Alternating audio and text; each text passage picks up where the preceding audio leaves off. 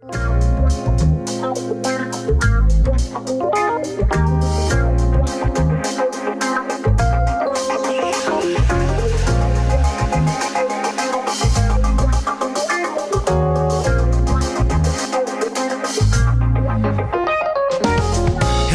thanks for tuning in and welcome to the pool party. I hope you can swim because we're definitely diving into the deep end with a huge splash of truth, facts, evidence, information, and proof. Swim. Say what you mean. It's talk about talking. How we listen, how we hear, how we speak, how we hear what we're listening to when we speak, how a listener hears what we're saying, if what we're saying, what they're actually hearing and or understanding. Is it clear? Swim. Say what you mean. Well, that's just the beginning of understanding, because after we get that understanding, how do we accept it? How we respond if it's not what we expect is paramount. Are you okay with the truth? Are you man, woman, human, or spiritual enough to accept the truth? Let's find out. Let's do that. Welcome to The Swimming Pool with your host, Travis Bridges. And of course, that would be me. Here's hoping you're having a fantastic and wonderful Wednesday evening. This is the Swimming Pool. Swim, SWYM. That is the acronym for Say What You Mean. You know it's important, and if you don't know, you about to find out, and I'm going to tell you why. At some point in time in your life, you're going to realize that either you should say what you mean, or whoever you're communicating with, they should say what they mean, or should have said what they meant. No? Oh, so you just kind of want to walk around just being okay, kind of willy-nilly, if you hear it, fine. If you don't, fine. Or, just kind of guessing what someone means. Well, it happens, and I am convinced that that is the reason why there's fusses and fights and attitudes and arguments and just all kinds of stuff going on. Of course, people get along like that because some people thrive in chaos, and that's fine. If you don't have any problems, fine. However, if you do find yourself in a problematic situation, it's easy to solve. All you have to do is find out what's really going on, because how we feel, what we think, what we believe, all have a way of contrasting with what's really happening. So take the time the next time you're not at peace with someone in particular, try to hear what they're saying. Try to see if they can be calm or quiet long enough to hear what you're saying. By the time the two of you or the groups or whoever it is hear and listen and pay attention and put all the information on the table, you're left with transparency and truth. If you are dealing with people who are telling the truth. Now, I guess I don't get into that part of my live stream talking about people who are dishonest, who are, not loyal, who are not accountable, that kind of stuff. I don't have answers for that. But if you're dealing with people who have a half a brain anywhere near their shoulders, then you can resolve 99.999% of all issues that may arise. Hey Tasha, hey Christine, how y'all doing? Hope you're doing well. I have a good one for you tonight, and I'm going to take a short break. And I say a short break, but it's going to be longer because I'm going to feature two advertisements that I'm going to call specials.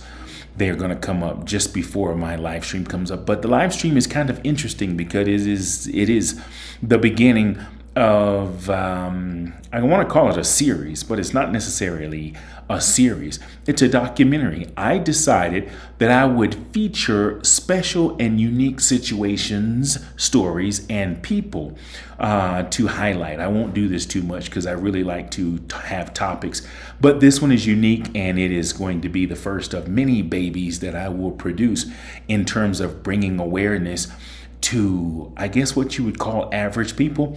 You know, I could go and find someone like Tyler Perry or Oprah Winfrey and, you know, talk about their lives. And of course, you know who they are because that's all you hear about pretty much, you know, in the mainstream of the news, the media everywhere, because they're famous and popular people. But guess what? There are people like you and me who are on missions, who are doing things that I think are unique. And I believe I have found a little nugget that I believe is very valuable in the story of my guest that's coming up. It's going to be awesome. You're going to only get the introduction of what's going to come over the next few months, because I think it's going to take about 7 or 8 shows, no more than 10 or 12, you know, to get the full message out, because I'm still getting the story myself. But it's very interesting and it's going to be good. I promise you. You watch. By the time I put it all together, it's going to be good. Maybe you'll get to see it on the YouTube channel. Maybe we'll take it to the big screen. Who knows what'll happen? I don't know. I just feel led to do it, so I am doing it. Also, I'm going to take a moment to plug my book. I am reading a book from Stephen A. Smith. Friend gave it to me. I talked about it last week. I'm about 3/4 through. It's very interesting. And I was joking last week and saying I wanted to see what it's like to read a book. Of course, I've read books before, not many, quite a few.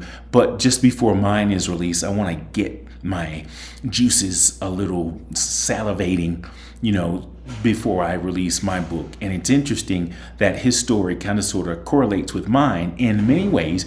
And my guest has a story also. I don't know if my guest is going to do anything like a book, but I'm going to do my best, you know, in what I'm calling the documentary. And we have a name for it. It has something to do with marination and a place for marination. You know, things marinate that take time, that are good. You know, things that marinate. I didn't say stagnate. Marinate. There's a big difference. We'll talk about it later. You will get it. But anyway, I'm going to take a short break and I'll be right back. Check out these 2 commercials. They are Cool Mo D. And oh yeah, by the way, at the end of the live stream, I'm going to feature one of the videos that I also produced of a classic 1970s tune. So don't go when you see the credits rolling at the end of the live stream. Stick around. The guest is coming up next, and it is rather interesting, and the full story will be good and great and inspiring over the next few months. So don't move. I'll be right back. Atlanta. It's jazz time. The Family Health Centers of Georgia and Toyota present Sounds of Good Medicine. Don't miss jazz greats Peter White and Vincent Ngala. The smooth voice of Phil Perry. Baby, will you call me the moment? Along with saxophonist Paul Taylor. And renowned jazz vocalist Nicole Henry. And I'm feeling good. Sounds of Good Medicine benefit concert. Hosted by Atlanta's #1 man on stage, MC Lightfoot. Be there Saturday, September 9th, 7 p.m. at the Mabel House Amphitheater in Mableton, Georgia. Bring your own food and drinks, and parking is absolutely free. An awesome evening of great jazz starting at just $59. Saturday, September 9th. Tickets available at Ticketmaster. Presented by the Family Health Centers of Georgia and Toyota. Mighty, mighty, mighty horn music. Mighty, mighty, mighty horn music. As time draws near and you plan your social events, call Mighty Horn Music for a party you and your friends will never forget. From banquets, receptions, family reunions, and church functions to birthday, executive, or private parties, Mighty Horn delivers. Event packages include live musicians, psalmists, comedians, clowns, and a karaoke show that's guaranteed to make you laugh. Mighty Horn Music specializes in providing a variety of music to keep your guests going for hours. Mighty Horn Music. Let us create a custom sound for your special event. From start to finish, Mighty Horn Music will plan your theme, decorate, cater, and entertain your guests with class and style. This year, make your events live with Mighty Horn Music. Call 786-487-7338, 786-487-7338, or log on to mightyhornmusic.com and let's party. Atlanta. It's Archbishop Ralph Dennis and Kingdom Fellowship Covenant Ministries present Kingdom Conference 2023, Thriving, the Meta Church Experience. Engage with thought leaders who will transform the way you teach and preach. July 12th through 15th, speakers include Bishop Tudor Bismarck, Dr. Cindy Trim, Archbishop Ralph L. Dennis, Reverend Marissa Farrell, Bishop Gregory Dennis, and more. Thriving, the Meta Church Experience, July 12th through 15th at the Baltimore Convention Center. For more info, kingdomconference2023.org. Don't miss it. Good evening, ladies and gentlemen, and welcome to what I am going to deem a special edition. I started this live streaming as a result of COVID. It's a spinoff. It is entitled SWIM. It is the acronym for Say What You Mean. Not sure what we're going to call this special edition, but I know for sure it will fit where it's supposed to be. This will definitely be a series that will take some time to unfold, because although I'm starting now, I have a story that I want to tell and that I want to share with you, with an experience, a guest, a season, a time, and hopefully an inspiration to you and whoever you will share it with eventually. I'm going to start this off with a dog that I met less than a week ago. A dog that caught my attention because he reminded me of my dog of 18 years that recently transitioned. When I saw this dog, I knew that it wasn't just the dog that captured my attention and that would hold my attention, but it was those things I just mentioned: the experience, the inspiration, the season, all of those things. So as I sit here and you can't hear me, I am actually looking at the dog and the very nature of what the dog represents, and that is ready, willing, and able. I'm starting off with the dog because, again, the dog is the lead-in to where I'm eventually going. The dog is awesome. He's a black, purebred Labrador Retriever, and his name is BEAUMONT. And he just looked at me because he heard his name, and we will talk more about BEAUMONT later. But what we're going to do now is talk to the primary caregiver of BEAUMONT. We're going to introduce him now, and we're not going to say his name at the moment, but we're going to hear the very beginning of a story that is going to unfold in either 20 hours, 20 months, or maybe 20 years. 20 is going to be related to this. So, ladies and gentlemen, I introduce to you my guest. Guest, good evening. Good evening. How you doing? I need you to lean in a little closer. Yeah, I'm in. And get like I know you're going to get. One thing I notice about you first is what I notice about myself. We resonated right away. You are indeed a talker, and you have a grand imagination. Yeah. There's so much life inside of you that you just can't help yourself. I hear that, I see that, I feel that, and I'm warning my guests in advance. Yeah. This is the first of many seasons that we will probably do as I unfold this story and share this experience that you are going to eventually get to partake in. Yep. So what I would like for you to do is the very first story that you shared with me was what happened to you at a low moment that got you to even this moment and a higher moment. And it started with you being in a position and a place that the average, person would call successful and content. Mm-hmm. That you just decided to let it go. Yep. Now, as we go, I will probably stop you, but I want you to do as much of sharing that story as you can without giving any punchlines away. Tell me about where you were before you got to the place of consistency and or content, where you tell me about what caused you to make that change, the experience of that change that led you to where we're eventually going to go by the end of the initial 20 hours. So tell me about where you're from, how you got started, and then lead right up to that experience. I'm gonna enjoy my dessert while you go, and if I stop you, then just it'll be for clarity, but not to interrupt you. Yeah, no, great. So,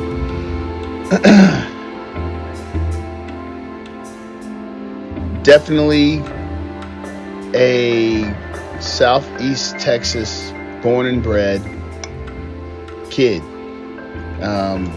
Both sides of my family grew up and met each other within a 5-block radius of each other. Most of the people from the town I grew up in, Beaumont, Texas, before we eventually continued to migrate to other areas in the United States, was a result of the origin of being in a predominantly black community and being able to, enjoy those formative years of my life in Beaumont, Texas. After doing as such, we moved to Arlington, Texas, on our way to progress. My mother and father are both professionals, engineering for my father, and marketing and advertising for my mother. And so I had a good foundation behind me coming out of Beaumont, Texas, and realizing the gifts that I was given in my family. High density family. Most of the family was in Texas.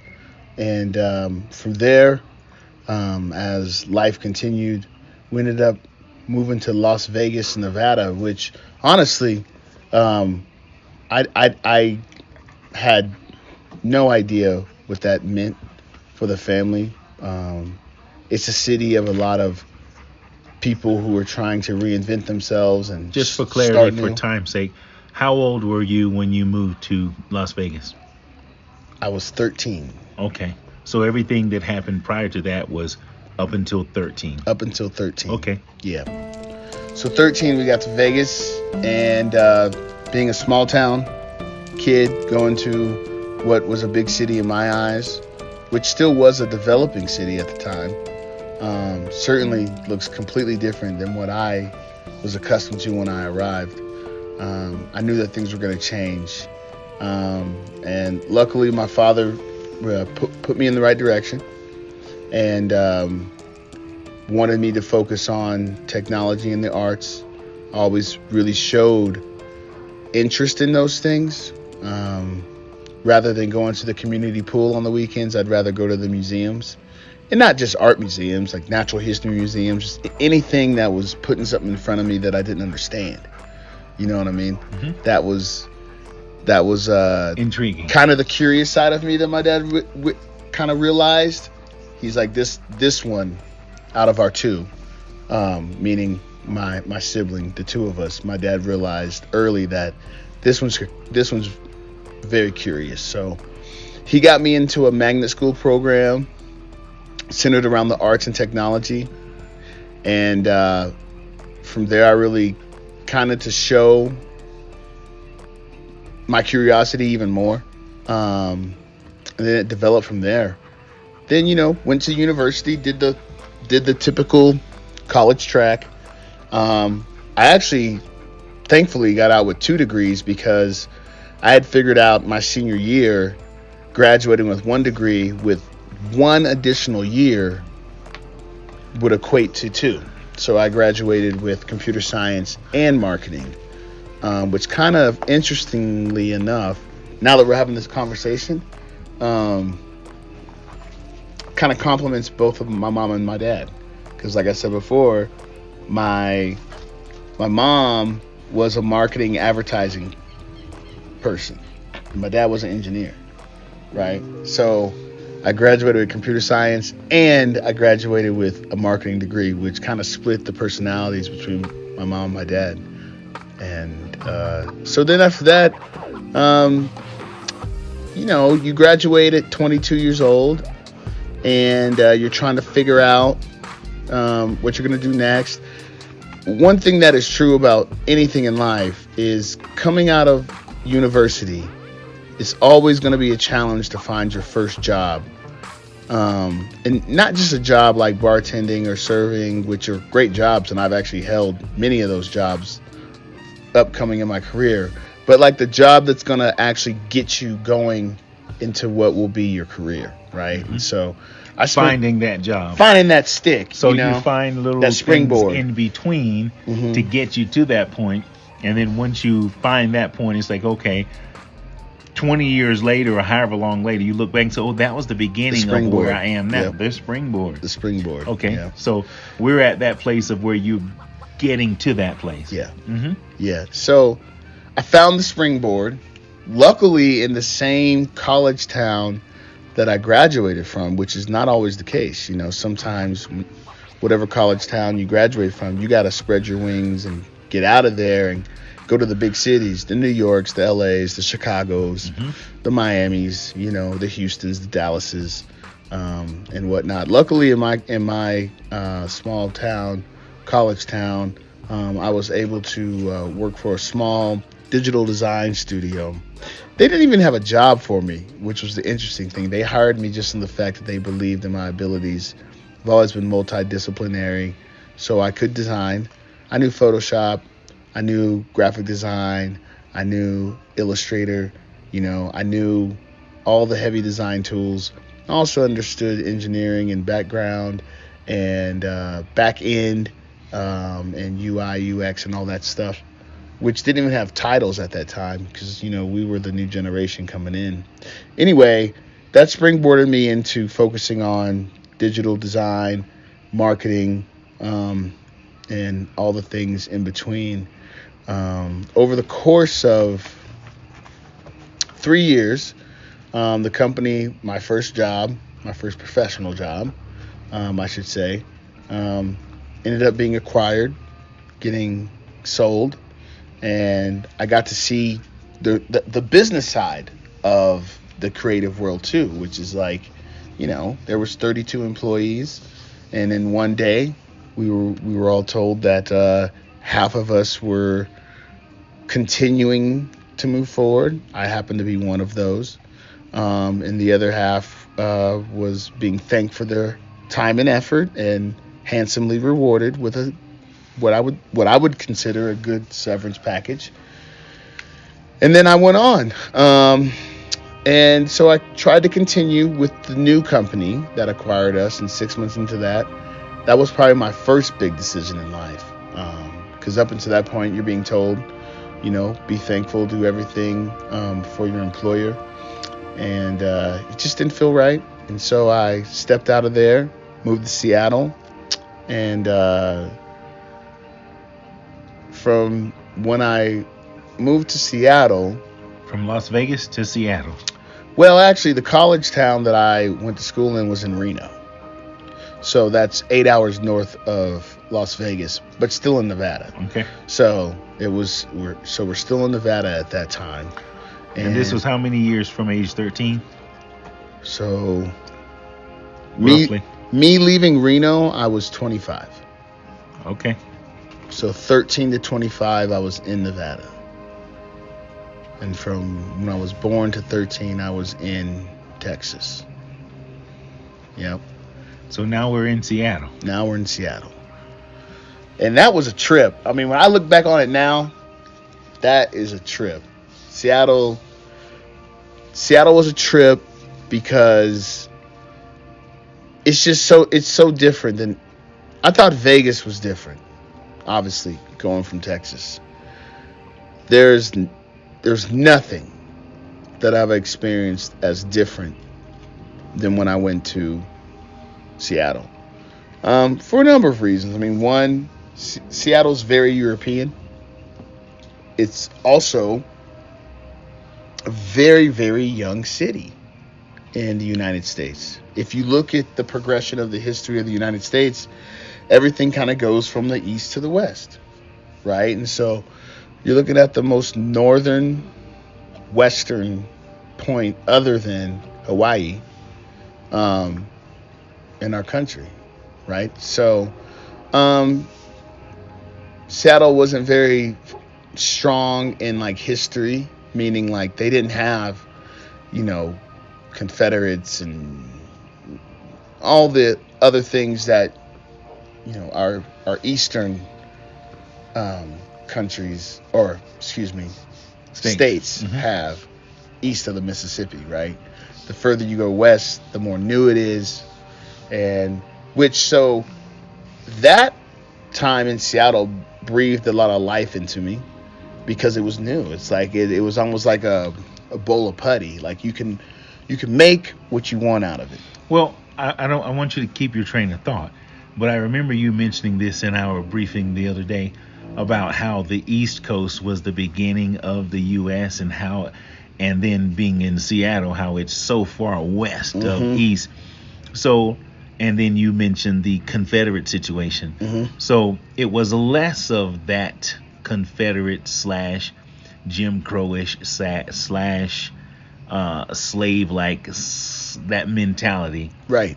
Okay, yeah, I'm getting you. I'm sure there's a whole lot more that you could say. Right. But I get your point. There was less of that Southern energy. Jim Crowish. Right. Southern, this is the way it's always been type energy. Right. And it was now, this is like what it can be. But then, you know, whenever you're in what it can be type of situation, you know, you don't know what it can be. You know, so there's a lot of people who are driving the future of this state and this city who are excited about the possibilities of not being contained to stark, rigid history in place. But then also you got a bunch of people who don't really know how to really define what is the personality of Seattle. What is the genre? What is going to attract the patrons who you want to attract to Seattle, right? So I got into, you know, big tech, software, design, all that. There's a lot of stops along the way in Seattle. It's the longest city I've lived in my adult life. So I want to ask you a question. This Nevada situation, when the company was acquired, and you know, half the folk went one way and you went the other way, did this take you to Seattle? No, it took me to Boston. Whoa. Yeah. So there was Boston before Seattle. It was Boston we before totally Seattle. skipped that. Well, we skipped it because everyone who was retained in the company after the acquisition, you know, like I said, we had some people that were let go. The people who were retained, we didn't have an option but to move to Boston. That's where the new headquarters was going to be. Well, was. Not going, was. So I was there for 6 months, yeah. Okay. I was in Cambridge.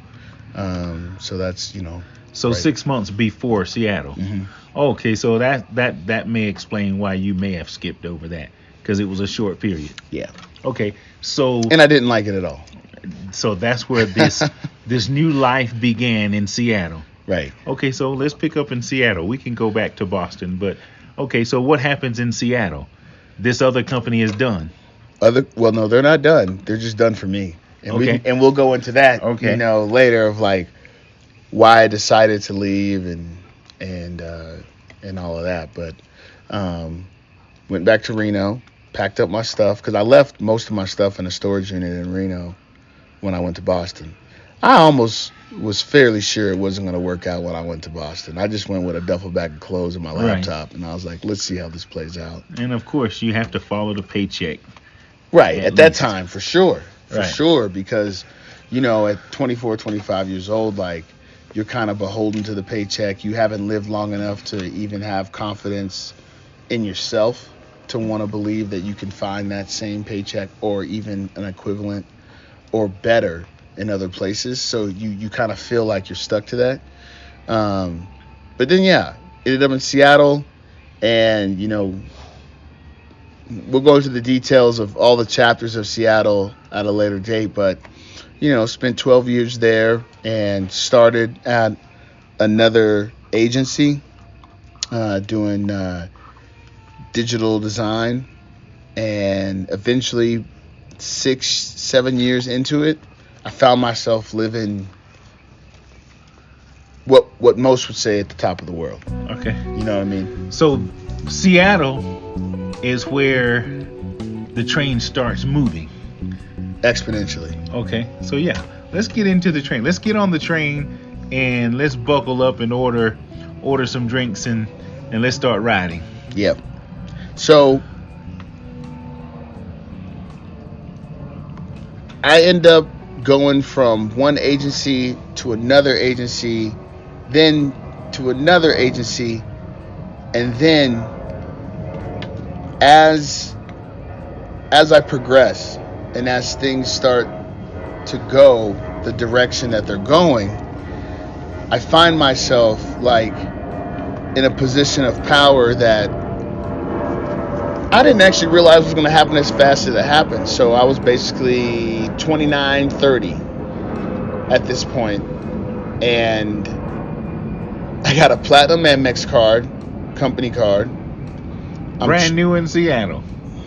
Well, 4 years in, 4 to 6 years into Seattle, Okay. somewhere around that timeline. But you're booming with But the I'm booming. platinum. Booming. Platinum credit card, unlimited. There's no balance on my card. Company card. So Sure. It wasn't all me, but Okay. But they had me on planes every week: Madrid, Barcelona,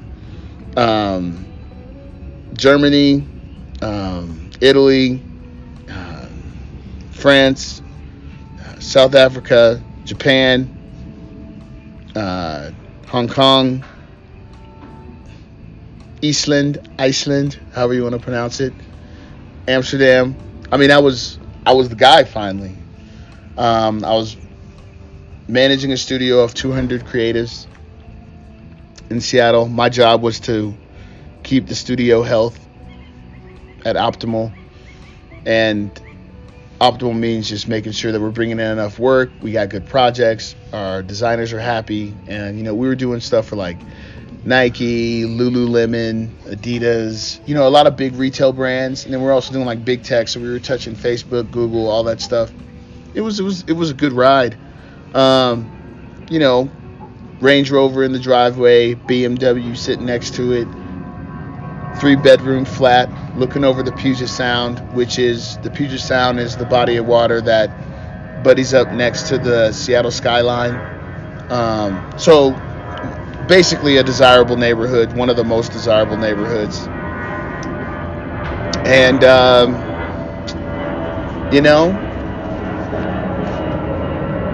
for whatever reason, I wasn't happy at that point. So hold on a second. You got the range and the B. Yeah. You're in the upscale neighborhood. Mm-hmm. You've got the platinum, Yep. credit card, no limit. Yep. You're in and out and on and off planes and cities and countries, Yep. and you're the guy. Global entry card, which means, I'm entering customs Right. and like they're just breezing me. I'm Sure. just Pockets fat. pockets fat. Family's happy. Mom sending money home, mom and dad, to my brother. Everybody swelled up, nice. But you found a problem in some of that. Yeah. That was only one problem. There wasn't many problems. There was many things that occurred that led me to leaving, but the same. Wait, hold on a second. We didn't get to that part.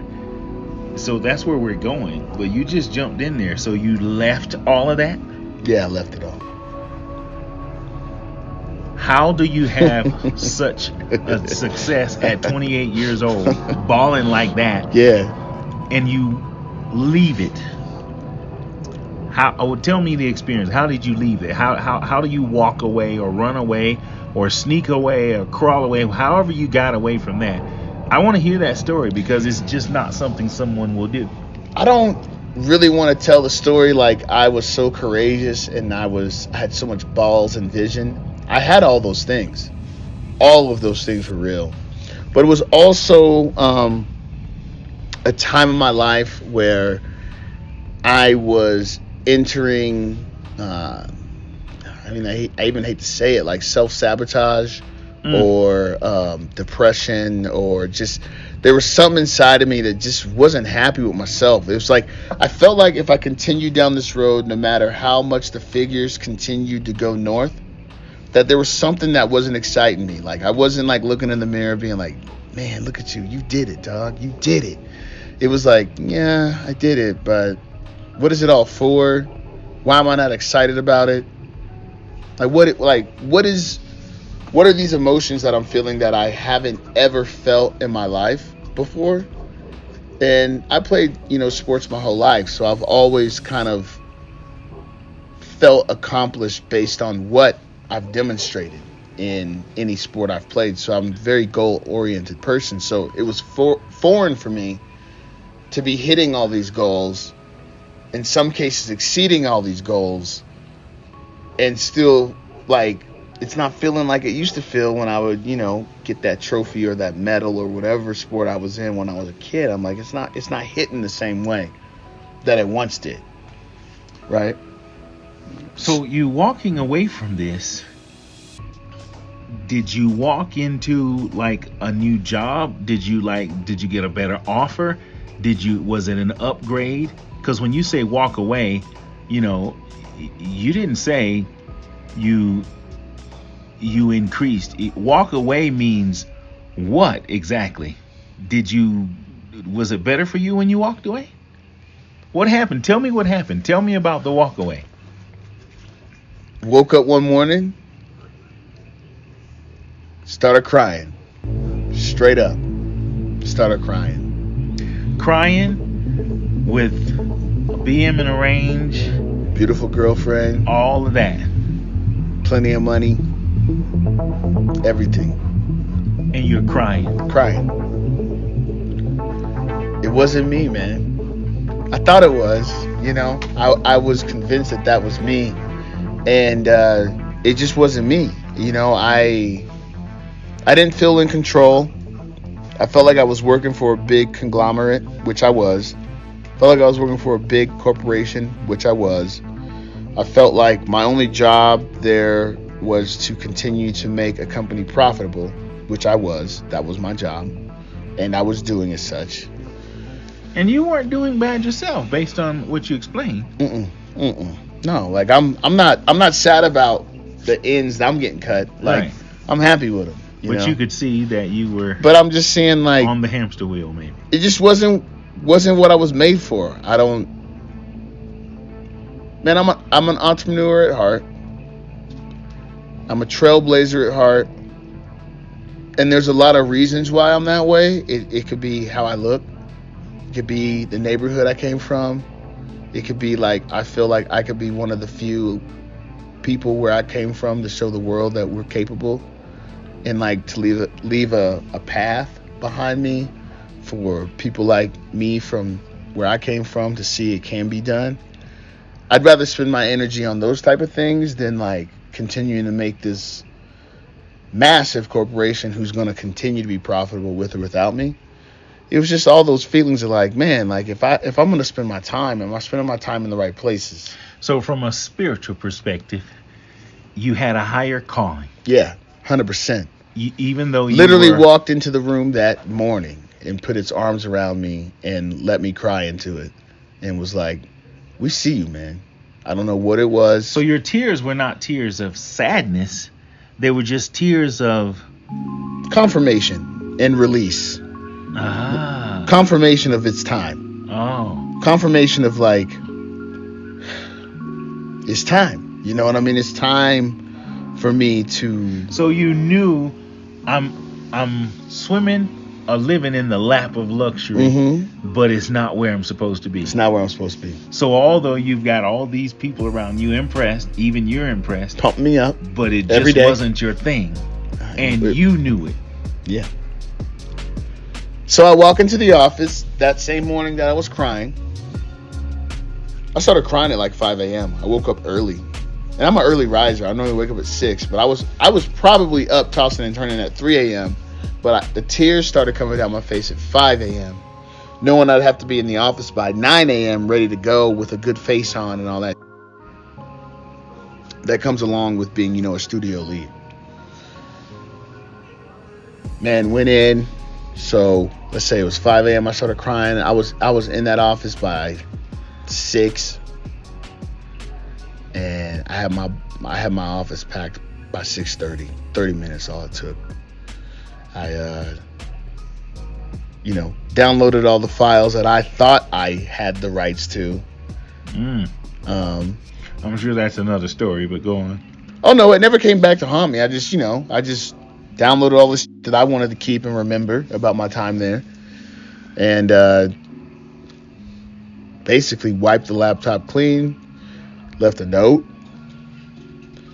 and I left a note to one of my friends because she got me the job, and she fought for me hard. I mean, I was up against a lot of more senior level talented people. And so I felt bad because she fought hard for me, and I didn't want that to look bad on her because she was staying there, and I knew it. She had made a life out of this company, and a good life. And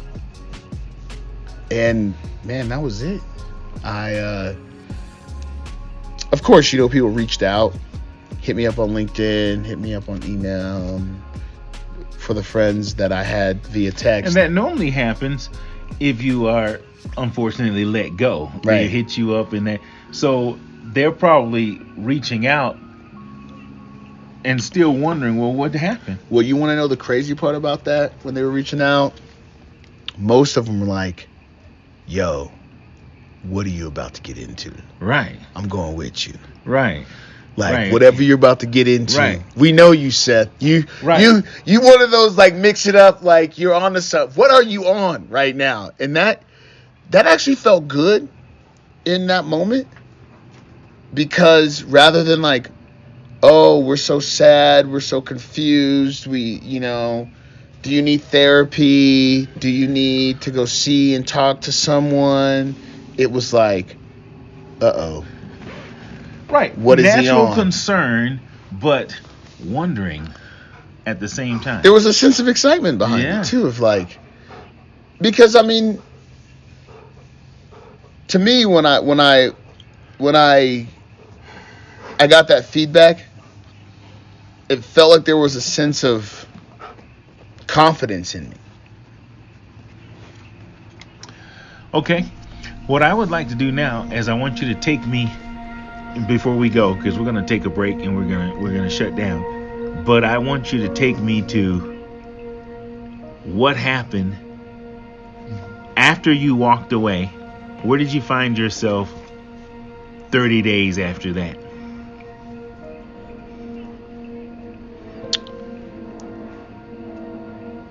"30 days after that, I was recovering from a knee injury that really changed my life.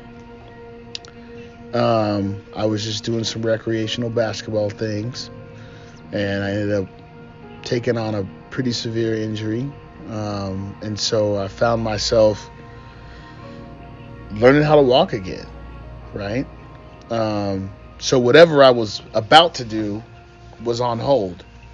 In the midst of that, the relationship that I had in place fell apart.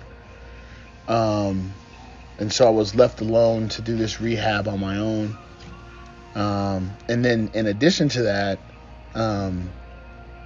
I was trying to consider some new freelance consulting job opportunities, and literally the whole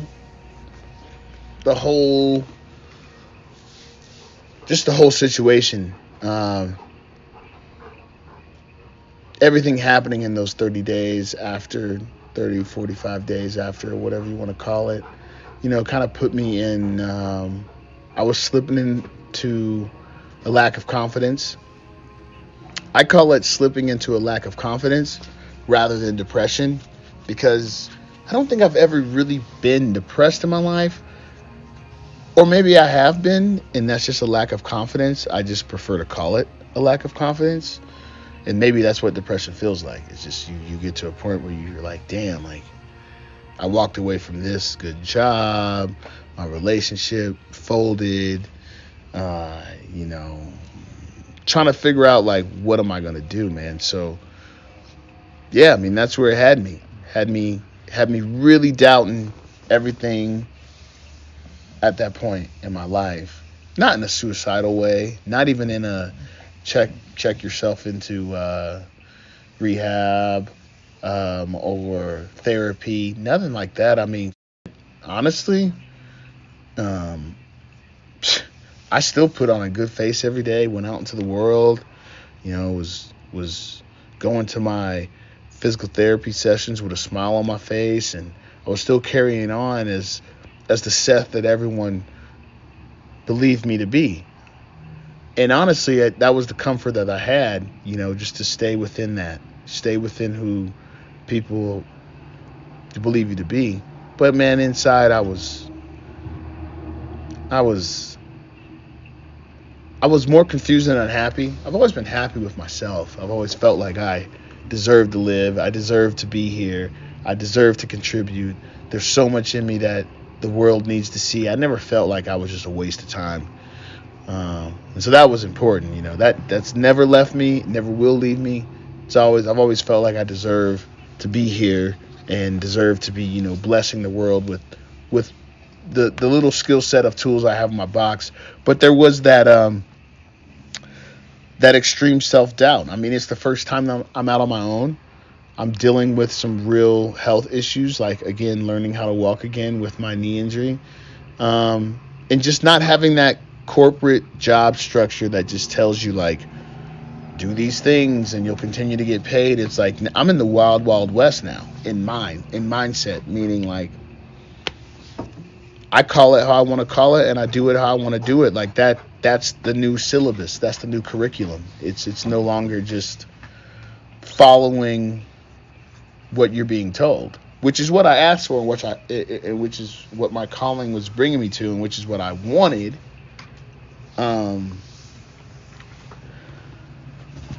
So that's how it all shook out, man. It was 30 days after I was at the cliff, which is the cliff in my life, based on, all the people that I follow and all the inspirational novels that I read. Like the cliff is like that jump moment. It's like, here you are. This is what you asked for. It's we can't guarantee what's on the other end of this jump, but it's time to jump. Which brings me to the first closing right now, and I'm going to recap. We're sitting with this guy who started, I guess, relatively average or normal, matriculated through life, and reached this point or peak that society would call success. Ultimate Success at 28 years old. Yeah, see, I'm clearing $280,000 base salary before bonuses, 28 years old. Mm-hmm. And one day, with $300,000 as a base income, you walk in and say, I'm out. Mm-hmm. And 30 days later, you are in a rehab from a knee injury. Mm-hmm. And we're going to pick up with what happens, because for my audience, for lack of a better word, we're going to talk about what happens after this. I don't even want to call it a quit, after this crossroad change. Mm-hmm. Because you didn't quit. No. You just decided to go with what you knew was right and what was best for you, although what you had was good and great for you. I think you said it best, the calling. The calling, yeah, we're going to get on that. So that's where we're going to pick up the next time, what happens, and as you use the terminology, cliff. That's your cliffhanger right now. We're going to close on that cliffhanger. So thank you for watching and listening. This is indeed an incredible story. We're going to talk about it over a few series and or episodes. Mm-hmm. And I think it's going to be informational, inspirational, and even educational in some ways. So, till the next time, thank you for your time. I look forward to hearing more of the story, and I look forward to bringing this inspiration, education, and information to whoever will take the time to listen, which I believe will be many people. So thank you for your time. Yeah, no problem. Look forward to it. Let's keep rolling.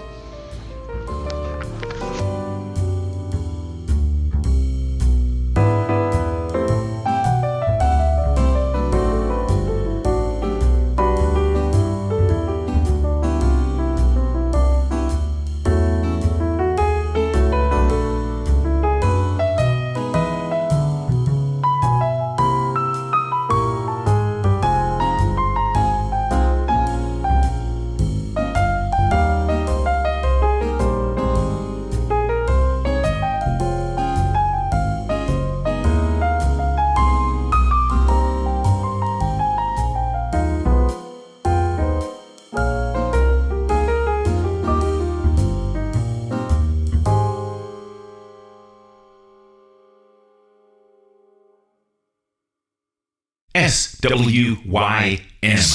Say what you mean. As much as this information is designed to bring awareness to how we listen, hear, and process, it is also a form of therapy. The little person inside of all of us needs to be heard. As adults, even listening to ourselves is a form of healing, strengthening, and growth.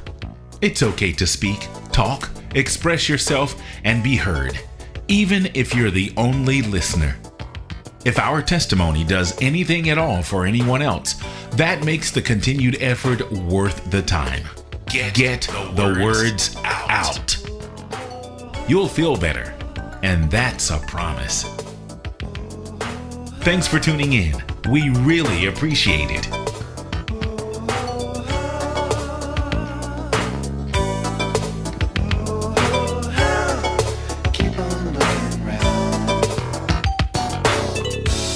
You know, sometimes it seems like all the good times are gone.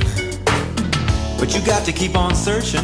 You got to keep on keeping on. Keep on keeping on. For example, take me standing right here today. I would not be here with you if I believed the things that the people say. You got to keep on searching. Keep on searching. Keep it on the cool side. Keep it on the cool side. Keep on looking around.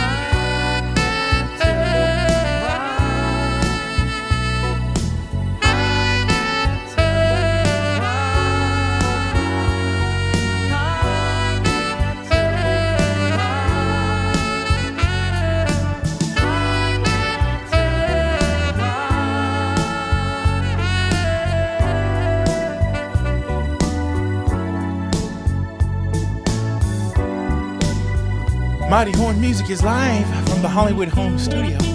This is how we do it on Sunday nights.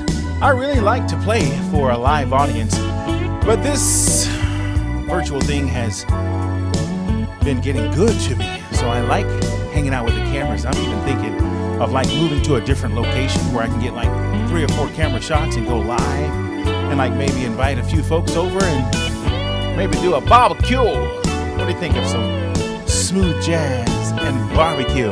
Would you be down for that? I thought you would. Maybe when COVID is over, we'll do something like that. Maybe even with the band. You never know. Anyway, last week we announced that we were going to be giving away a self or a family portrait. And I'm going to tell you something. I'm not doing a lot of talking about this. I don't want you to get to the end of this and you see this portrait and you say, oh man, I wish I had entered into that to win, because I would like that big picture in my foyer or my living room of my family or myself in my office, done by one of the greatest artists you have ever heard of. We're going to announce the artist and we are going to announce the winner. But let me tell you how you win this.